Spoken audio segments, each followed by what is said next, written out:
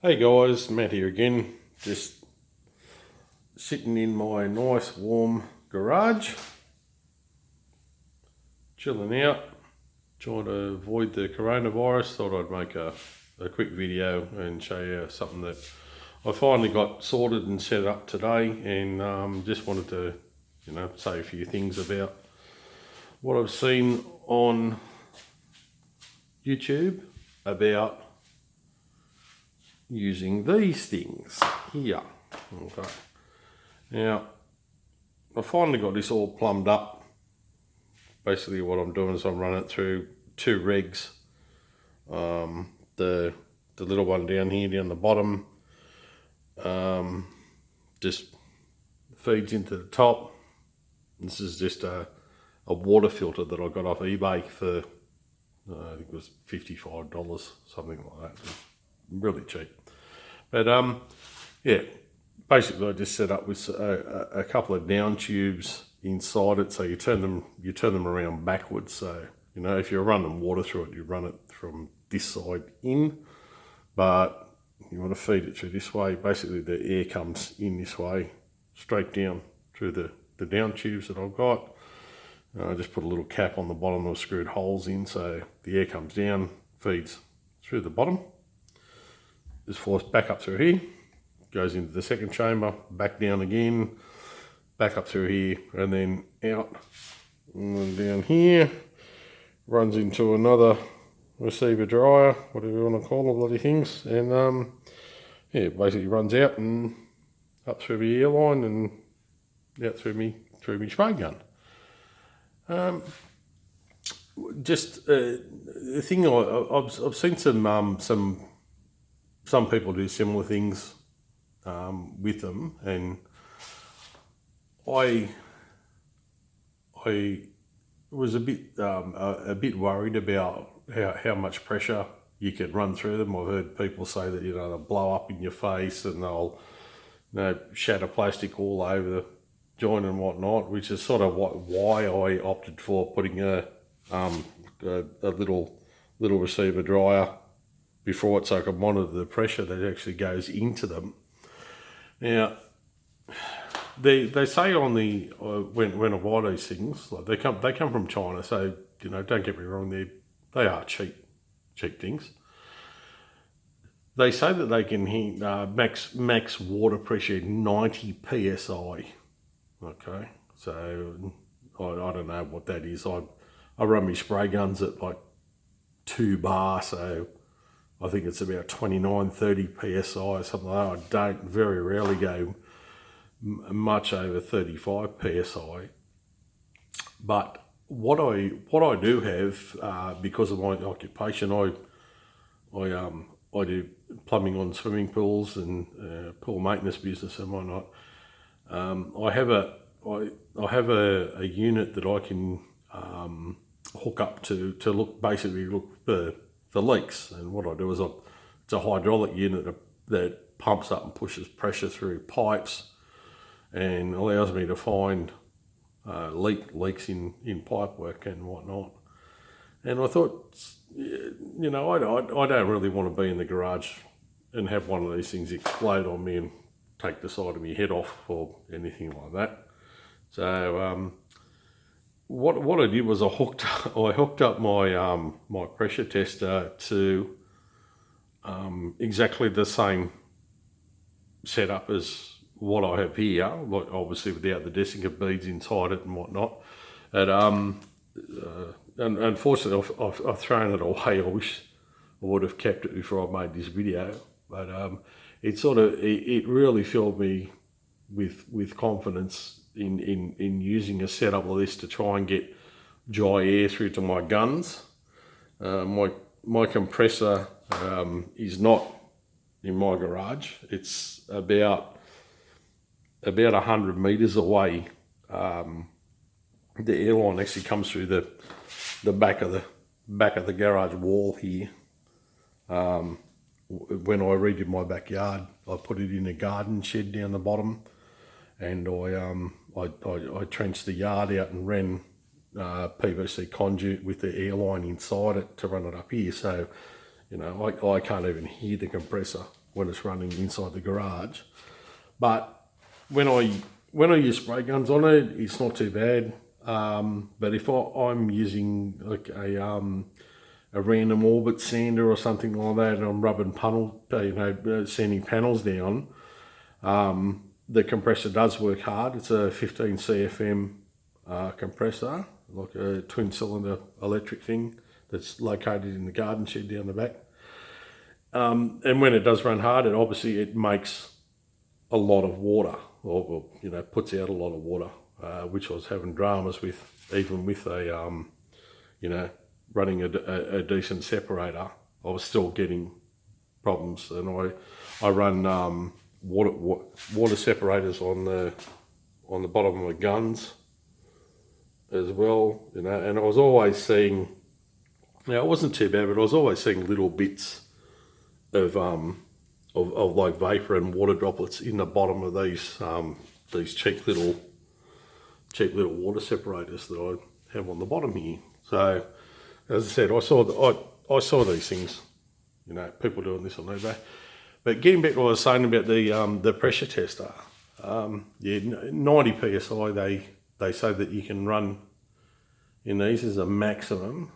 I put the pressure tester on a gang setup like this, and I got up to 290 psi, which is like my compressor won't go anywhere near that. But yeah, 290 psi, and you know what it did? It blew. Not this one, the rear one, which is the intake. They have like a brass or a bronze fitting inside. What it actually did was blow the fitting out of the end of the housing at 290 psi, and it was on the back end here. The actual canisters and the seal on everything held fine. So as long as you're not standing on the back end of these things when they blow out, pretty much you don't have any problem. And that, honestly, you're not going to run 290 psi. Like I've got that rear cheap little regulator here, so it's holding that. It's holding at 90 psi on the gauge at the moment. I just leave it set to that. I can get a ton of air come through this, running even one of the guns has got a HVLP cap on it. It keeps up just fine. I didn't have to worry about. I've seen some people put, or when they use this setup, they put like steel wool in the top of the outputs to try and keep these beads from running through and winding up in the airline. Doesn't matter to me really. I've got another one down here that if the beads did get through, they'll get caught up in there. But I can run that the air duster that I've got on here. 90 psi. The airflow through it is just like it's hooked straight up to the compressor. And if you watch the beads, you watch them.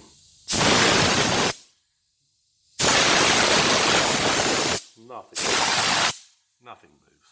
They don't even, this is the first one. If you're going to see it, it's going to happen here and doesn't jump, and that's, awesome pressure out the end of it. So, don't be too concerned about it. And I'll tell you what, I looked at the professionals, like the fair income ones to set up a system like this, and you're looking, about $500 Australian to try and do something like this. And this cost me, I think it was about $52 for this gang setup with the bracket. I got about $14 worth of brass fittings. what was it, $60 worth of desiccant, you know, these silica beads or whatever they call them. When they start to saturate, I've noticed you'll start seeing down the bottom here, they'll start to turn pink, and it will creep up the more moisture they absorb, and then it'll go over here, and then this one on the second will start to turn pink as well. When they do, you know, you just unscrew them, dump the stuff out, put it in the microwave oven for 20 minutes, and they come blue again. You let them cool down and dry, and then you just put them back in and reuse them. And I'll tell you what, I have, since I've run this setup, I have not had a single drop of water in here, in this reservoir on it's the after one, like the last one.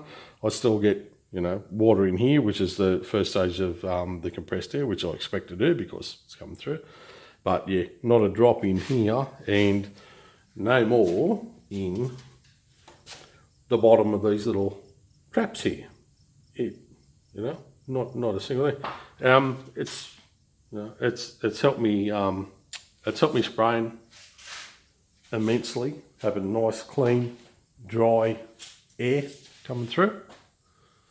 And I'll tell you what, you know, if you want to go and spend $400 or $500 buying an aftermarket, you know, receiver dryer and set up and whatnot, but God, if you want to do that, it works just as well, and I'd highly recommend it. It's fantastic. Don't be worried about all the scare people. You know, I think the people that are on YouTube saying that they're, you know, these things are going to blow up in your face and shatter and, you know, send shards of plastic all over the place. I don't know whether they've got vested interests in buying professional ones or whatnot, but these things work quite well.